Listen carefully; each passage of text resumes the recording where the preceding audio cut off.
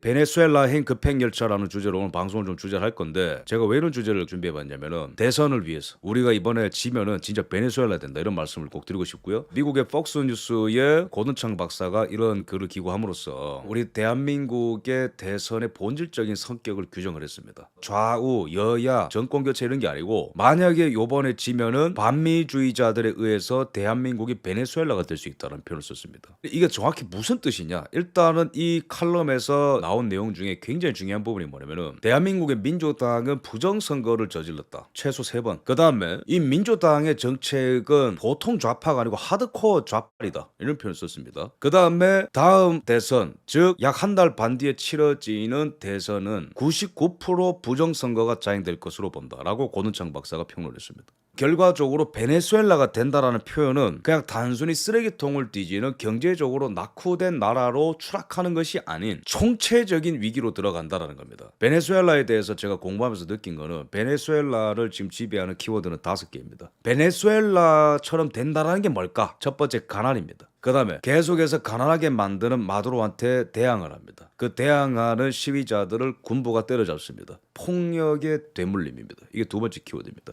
가난, 폭력. 그럼 가난과 폭력이 지배하는 사회는 먹고 살려면 뭐 해야 되죠? 마약밖에 없습니다. 네 번째, 상권 분립이 붕괴가 됩니다. 사실상 베네수엘라는요, 행정부만 독재를 하는 게 아니고 당연히 사법부를 장악을 했고요. 마두로가 당연히 국회도 장악을 했고요. 당연히 선거관리위원회도 장악을 했습니다. 5번째, 부정선거입니다. 놀랍게도 지금의 대한민국의 상황과 너무 비슷한 게 많습니다. 5개 전부 다. 그럼 대한민국은 여기서 지면은 장담하건대 베네수엘라처럼 됩니다. 우리가 왜 투표를 해야 되는지, 왜 이겨야 되는지, 우리가 지금 어떤 수준에 이르렀는지를 직면해야 됩니다. 거기서 대선 전략이 나오는 겁니다.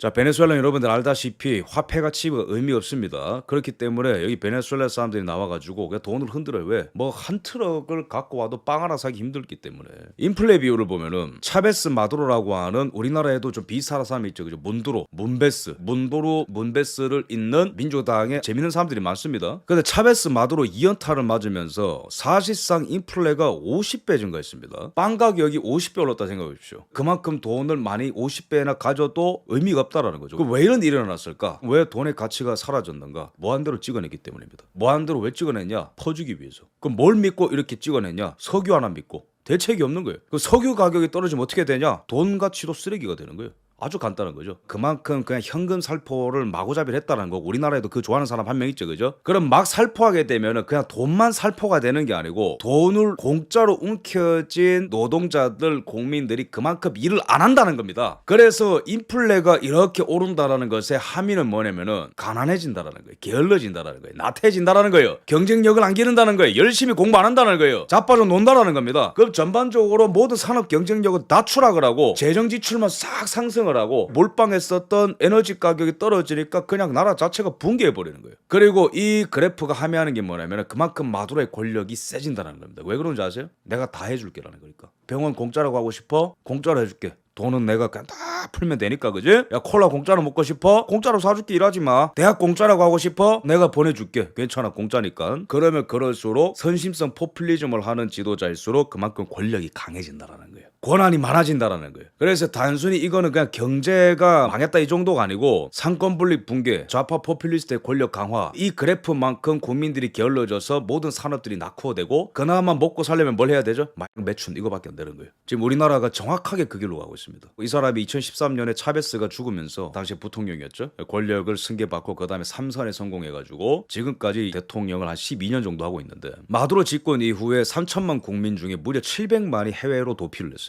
그러면은 이게 도대체 기원이 뭐냐? 마두로 이전에 차베스라는 대통령이 있었습니다. 이 사람의 특징은 뭐냐면은, 빈부격차를 내가 다 해소하겠다. 뭔가 소름 끼치죠. 우리나라에 그 비슷한 사람 있잖아요, 그죠? 재벌 독식 사회를 철저히 개혁을 하겠다. 민주주의를 회복하겠다. 약자를 위한 정치를 하겠다. 이때까지 괴롭힘 당했던 사람들한테 보상을 해주겠다. 에너지 가격이 오를 때는 이 사람이 돈을 써도 그렇게 티가 별로 안 났어요. 베네수엘라의 빈곤율은 잠시 낮췄습니다. 이거를 보고 우매한 베네수엘라 대중들이, 아, 그냥 현금 살포하는 지도자를 밀어주면은 먹고 살만하네? 이게 관행이 돼버리는 거예요. 전면적인 무료 사회를 공언하고 그거를 지켰던 사람이 차베스입니다. 그러나 동시에 정부의 재정 적자가 심해지죠. 이게 굉장히 중요한 겁니다. 단기간에 뭔가 눈속임은 할 수 있어요. 근데 당연하게도 이거는 미래 세대의 자산을 가불로 잡아서 하는 정책이기 때문에 반드시 티가 납니다. 차베스가 죽고 마두로가 집권하자 어떤 일이 일어납니까? 인플레 비율이 50배가 증가하죠. 소비자 물가 지수가 폭증을 합니다. GDP가 갑자기 반토막이 납니다. 잠시 괜찮아 보일지 몰라도 갑자기 망한다라는 거예요. 잘 보세요. 이거 최근 일입니다. 이거 유령 사회가 돼버린 게 바로 베네수엘라다.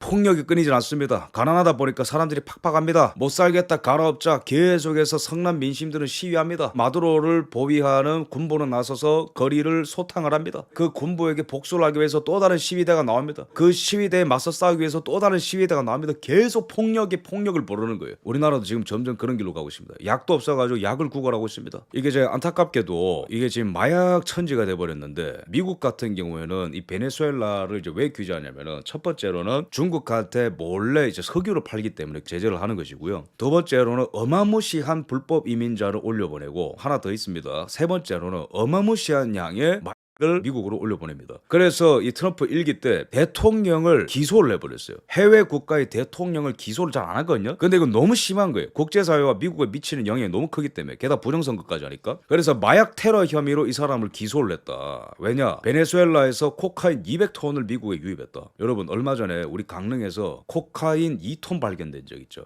그게 몇 명 할 수 있는 분량이라고? 6,700만 명. 2톤에 6,700만 명분인데 이거는 뭐 미국 사람들 다 죽이려는 거예요 지금. 그래서 마약 테러라고 하는 겁니다. 그러니까 가만 보니까 미국이 딱 보니 야 베네수엘라 너 친중 국가구나. 불법 이민자들을 미국 사회에 올려보내서 치안을 망가뜨리는구나. 코카인 200톤까지 들어오는구나. 이거는 거의 뭐 중국의 아편전쟁 대리업자쯤으로 보는 거죠. 1기 때도 그런 관점으로 봤다고. 근데 우리나라가 만약에 코카인이 돌아다니는 데 있어서 제대로 수사를 안 하고 이거를 방치를 한다? 그럼 저는 미국한테 거의 비슷한 취급을 받을 거라고 봅니다. 이 굉장히 지금 위험한 국가입니다. 대한민국이. 우리나라의 마약 수사 그 방해하는 정당 여러분들 다 아시죠, 그죠? 이게 우연이 아닙니다. 이 마치 이게 하나의 그 유기체처럼 친중 국가로 전락하는 국가들은 다 이상하게 부정선거, 마약, 폭력 이런 게 엄청나게 유행을 해요. 절대 우연이 아닙니다, 그게. 작년에 이 사람이 그 3선에 성공했는데 지금도 이제 부정선거 시비가 굉장하죠, 그죠? 미국도 인정을 했고 트럼프가 이제 마두로한테 최근에 제재를 가하겠다. 너네 베네수엘라산 석유 제재를 바이든이 해제를 했지만은 나는 그대로 유지를 한다라는 게 이제 트럼프 입장입니다. 근데 그 사유로서 베네수엘라는 선거 조작을 하는 나라다. 이게 이제 사유 중에 하나입니다. 바이든 정부나 트럼프 정부나 공식적으로 베네수엘라가 부정선거를 했다라고 이제 공식적으로 인정을 하는 쪽이고요. 작년에 있었던 베네수엘라의 대선을 보면은 출구 조사를 보면은 당시에 야당 우파죠, 그죠? 곤살레스가 65%, 마두로가 31%. 이 정도 출구 조사 나오면은 이게 진리가 없지 않습니까, 그죠? 근데 졌어요 결국에는. 마두로가 51%를 넘기면서 도저히 받아들일 수 없는 엽기적인 결과가 나온 거죠. 그래서 당시에 베네수엘라 사람들이 작년에 차베스의 동상을 막 무너뜨리고 시위를 하고 막 난리가 났습니다. 부정선거라고 이거 울고불고 난리가 난 거예요. 근데 씨알도 안 먹힙니다. 이 굉장히 중요한 거라고. 그래서 미국도 이번의 결과가 베네수엘라 국민의 의지를 반영하지 않았다는 점을 심각하게 우려하고 있다. 모든 투표가 공정하게 투명하게 집계되어야 된다. 그러면 어떤 일이 있었는가? 참관인을 들어보내지 않았습니다. 미국도 이런 일이 많거든요. 공화당 참관인 안 돼. 민주당이 지배하는 주와 카운티에서 빈번하게 일어났었던 일인데 2020년에 2024 때는 변호사들을 동원해서 막 뚫고 들어갔죠. 그래서 감시가 잘 됐던 겁니다. 2024 때는. 우리나라도 참관인에 대해서 굉장히 말이 많고 개표 사무원이 뭐 중국이다 부탁해가지고 개판 5분 전이죠, 그죠? 베네수엘라 선거관리위원회도 우리나라 선관위랑 거의 비슷할 정도로 부패했고 못 올립니다. 여기서 주목할 만한 점은 작년 베네수엘라 부정선거 시비 중에 뭐가 있냐면 선거관리위원회가 전자투표 시스템을 도입했다. 투표 기계에서 후보를 선택하면 중앙 전산망에 결과가 바로 전송되는 구조다. 이거 우리나라 선관위 아닙니다. 이거 베네수엘라 선관위입니다. 선관위는 대통령 선거 직후에 갑자기 당선자를 발표했다. 실시간 집계 중계나 전체 투표수 공개 같은 건 없었다. 이거 완전히 갖고 노는 거죠, 그죠? 전자투표를 하면은 그 즉시 결과가 중앙 전산망에 들어가게 되는데 실시간 집계나 전체 투표자 수 공개가 안 된다라는 거예요. 이거는 우리나라 사전 투표랑 비슷합니다. 정확하게 대한민국 국민이 몇 명이 투표했는지를 알 수가 없어요. 왜? 명부를 공개 안 하니까. 개인정보 보호 그런 건 집어치우고 소송을 해서 그거를 까야 되는데 그게 무슨 상관이 있습니까? 개인정보 보호랑. 뭐 인터넷에 공개하라고 했어요? 국민들이 검색했을 때 주민번호를 찾을 수 있게끔 그런 걸 공개 요청했습니까? 아니 소송 때 공개하라고. 근데 소송 때도 주민등록번호와 일치되는 대한민국 국민을 공개할 수 없다라는 거는 완전히 꽁꽁 숨겨놨다는 겁니다. 그거는. 그래서 제가 보면서 이게 베네수엘라 선관인지 우리나라 선관인지 헷갈릴 정도로 굉장히 비슷한 구조인 거예요. 그래서 이제 미국도 계속해서 이 베네수엘라의 부정선거를 고치지 않으면 안 된다 이런 얘기를 하는 거죠. 그죠? 그러면 여기 당연히 항의를 할 거 아닙니까? 아니 뭐 참관인도 만들어보내. 수상한 전자투표를 해. 집계도 안 해. 전광판에도 안 떠. 뭐 몇 명이 투표했는지. 그리고 그냥 마두로가 이겼으니까 입 닥치고 집에 가라. 그러면 당연히 항의를 하게 되지. 그래서 당시에 아까 제가 말씀드린 출구조사에서 압도적으로 있었던 곤살레스 후보가 항의를 한 겁니다. 마두로 너 뭐냐? 우리 재검표하자. 부정선거 까보자. 이렇게 항의를 했더니 마두로가 군과 검찰, 선관위, 법원을 장악했기 때문에 도저히 이길 방법이 없었다. 이것도 우리나라랑 비슷하죠. 그죠? 그 다음에 마두로한테 도전한 이 야당 후보를 내란 음모 혐의로 수사를 개시했다. 그래서 스페인으로 망명을 갔습니다. 이 뭐가 우리나라랑 너무 비슷하지 않습니까? 우리나라에도 사법부 선관위가 하나의 카르텔을 형성하고 있죠. 선관위에는 문제가 없다니까. 내가 옛날에 그 선관위원장 했는데 괜찮다니까. 판사가 그냥 줄기각대로 그냥 비례대표 투표지를 보지도 않고 민유숙 같은 경우는 그냥 막 집에 가버리고 그러죠. 되지도 않는 투표지 나오면 유효표로 다 인정하고 뭐 합리적인 설명도 없어요. 추가적인 투표지 검증, 과학 수사를 통해서 추가적인 수사, 검찰 수사 절대 안 먹히는 기형적 구조가 됐지 않습니까? 계엄령을 선포했을 때도 대통령께서 분명히 말씀하셨지만 국가적 위기를 알린 것도 있지만 이 부정선거. 근데 부정선거 증거를 헌재에서 하나도 채택 안 합니다. 베네수엘라나 우리나라나 이 선관위와 사법부가 하나가 되어서 똘똘 뭉쳐서 보호해주는 베네수엘라 대법원 어떤 판결을 했는가? 우리나라 판사들 정신 똑바로 차리십시오. 잘못하면 베네수엘라 판사들처럼 미국에 제재 맞을 수도 있습니다. 베네수엘라 대법원은 이러한 부정이 있는데도 불구하고 대선은 합법적이었고 아무런 문제가 없다라고 판결을 냈습니다. 그럼 도대체 베네수엘라 대법원은 왜 이러냐? 마두로가 선관위와 대법원을 다 장악했기 때문이죠. 마두로가 13년에 정권을 잡고요. 15년에 베네수엘라 총선이 열립니다. 근데 이때는 중도 우파 정당이 연대를 해가지고 국회 의석수 3분의 2를 장악했어요. 우리식으로 하면은 뭐 이재명이 대통령인데 보수 정당이 3분의 2를 이제 장악을 하게 된 거죠. 근데 이 마두로가 거기서 움찔했을까요? 마두로는 기상천외한 방법을 씁니다. 사법부를 장악을 합니다. 사법부에서 말 안 듣는 애들 다 나와. 그리고 대법관들을 자신한테 충성을 하는 대법관들을 다 앉힙니다. 이 베네수엘라 대법원은 어떤 기상천외한 판결을 하냐면은 국회 입법 권한을 축소한다. 앞으로 국회 입법 권한은 대법원이 가져간다. 기상천외한 판결을 내린 거예요. 대법원 산하에서 헌법위원회가 입법권을 행사한다. 이게 무슨 말이냐면은 예를 들어서 민주당이 정권을 잡았어요. 근데 우리가 총선을 잘해가지고 보수 정당이 3분의 1을 이겼어요. 그러면 기본적인 공식은 이제 레임덕 됐으니까 대통령 2년 뒤에 물러나겠다 그렇게 되잖아요. 근데 그렇게 하는 게 아니고 마두로는 대법관들을 마두로한테 돈 받아 처먹은 인간들로 다 갈아 끼우는 거예요. 그 다음에 이 대법관들을 통해서 기상천외한 판결한 다음에 국회 입법 권한을 뺏어버립니다. 그러면은 이 썩은 대법원이 이게 2017년에 일어났었던 일이거든요. 이게 그 썩은 대법원이 어떻게 판결할까? 당연히 작년에 있었던 말도 안 되는 대선에서 선관위의 대선과 관련한 관할권이 있으면 명백하고 선관위의 당선인 발표는 유효하다. 이거 우리나라 기사가 아닙니다. 이거 베네수엘라입니다. 그러니까 사법부를 좌빨이 장악을 하니 부정선거를 저질러도 그냥 다 봐주는 거예요. 그러면 다시 원점으로 돌아와서 고든창 박사가 베네수엘라를 언급한 게 바로 이것 때문에 그런 겁니다. 한국 꼬라지를 보아하니 사법 카르텔과 선관위가 하나가 되어서 친중 정당을 위해서 봉사하는 거를 다 알고 나니까 베네수엘라 됐다 이거죠. 그러면 뭐 끝났느냐 아닙니다. 우리는 베네수엘라처럼 당하지 않기 위해서 부정선거 방지대를 꾸리고 변호사들을 동원하고 목숨 걸고 피 흘릴 각오로 이거 막아야 됩니다. 답답한 소식이지만 왜 전해드리냐면 직면해야 돼요. 우리 이번에 대선에 지면은 진짜 이 꼬라지 됩니다. 베네수엘라 모델이 너무 중요한 게 뭐냐면은 어떤 방법을 써도 선관위와 사법부가 완전히 장악되면 이거를 깨는 게 거의 불가능해진다라는 거예요. 지금도 어렵지만 여기에서 한 발 물러나면은 이 카르텔은 그 추악한 비리를 숨기기 위해서 더욱더 결합이 될 겁니다. 그리고 민주당 후보는 당연히 그 카르텔을 보호해주는 역할을 하게 될 겁니다. 아까 제가 말씀드렸던 국회 입법권을 빼앗는 사법부의 판결이 나왔을 때 당시에 국회의장 우파죠, 그죠? 이 사람은 말도 안 되는 판결이 나면서 판결문을 찢어버렸어요. 그 다음에 이 사람이 요구했던 건 뭐냐면 차라리 군부가 들고 일어나서 좀 도와달라, 마두로를 좀 몰아달라. 더 이상 민주적 방식으로는 대항할 수가 없는 거예요. 이게 2017년에 있었던 일이 일인데 2019년에 진짜로 어떤 일이 났냐면은 그 다음 국회의장 이 사람도 우파인데 군인들을 보고 무장봉기를 해달라고 촉구를 했어요. 그래서 소수의 병력이 동원돼서 쿠데타를 일으킨 겁니다. 마두로 정부에 대해서. 그런데 사전에 정보가 다 새가지고 진압당했어요. 그래서 이제는 할 수 있는 게 없습니다. 베네수엘라는. 국회를 그나마 장악을 해봤는데 그마저도 무력화됐어요. 군부 쿠데타까지 동원했는데 그것도 무력화됐습니다. 이제는 부정선거라고 아무리 외쳐도 그 정당의 지도자는 내란 혐의를 받고 스페인으로 도망가게 됐습니다. 이게 내란인가요, 여러분? 부정선거가 저질러졌다면 검증을 해달라는 요청이 민주주의를 위한 외침 아닌가요? 근데 그게 거꾸로 내란이 되는 거예요. 트럼프도 일기 때 억울함이 있었죠. 아니 그럼 말도 안 되는 죽은 사람 투표부터 해가지고 FBI 수사를 통해서 윤곽이 많이 드러나고 있거든요. 아프가니스탄 사람도 미국 국적자가 아닌데 막 투표하려고 막 개판오문절이에요. 근데 이제 그 트럼프도 그 과정에서 1월 6일 의회 사태가 있긴 했지만은 내란은 아니거든요. 그게 이게 정당하고 투명한 투표였냐라는 질문이 난 거예요.